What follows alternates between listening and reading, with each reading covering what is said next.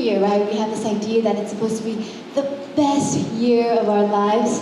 I, fourth year, my premier competitive hip-hop dance team at UC Berkeley, executive director, going towards all the things that I thought was meant for me. Fall semester, started into this path that was actually not for me. Was in a non-relationship is what I like to call it. Fell in love with toxicity. Fell in love with all of the things that actually didn't serve my highest good. November, got a concussion.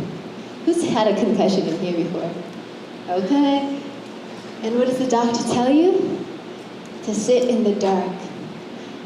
To sit in the dark, to stay still, to meditate.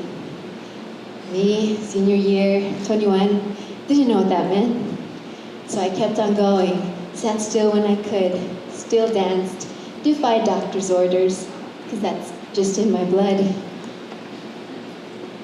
But then, got a second concussion, got a double concussion, and was forced to really sit in the dark and look at what was happening in my own life.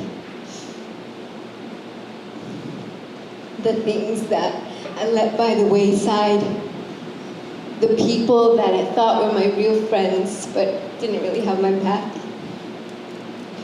Fast forward, did some healing on the surface level, went to Bahia in Brazil, got my spiritual revolution on, came back, fell right back into that toxicity.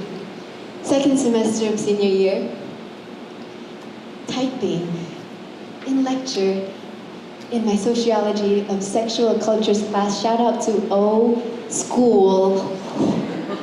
And I'm here, and all of a sudden, much like this bright room, I start crying in one eye, and I'm just typing, and I'm like, what is going on? And I'm trying so hard, because I've already missed so many lectures, to take these notes, and this eye is just crying and crying and crying, and the lights become even more sensitive. And after that, another visit to our urgent care on campus, hours and hours later, and they find out that I have recurrent cornea erosion.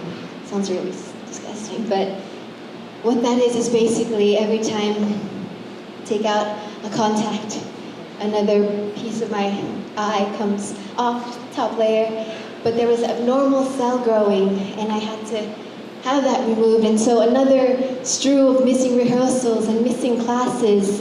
And in that moment, at that same exact time, I was actually immersed and involved with mentors that would change my life completely and shift everything drastically. And in that moment where I actually could not see clearly, I was also in a creative process that guided me towards reclaiming my indigeneity,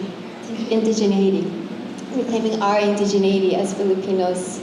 And from then on, I hid from the world for a while. I sat in the dark for real this time, and looked at all the pain and all the trauma that I was holding, and that my lineages hold, and that we as Pinays hold. And so from then on, ever since then, I've been deeply listening. I've been trying to understand what that is, that navigation of balance and realignment, and really using the gifts that the ancestors and Creator have gifted me to help my sisters, to help us all tune back into all the things that are here to guide us.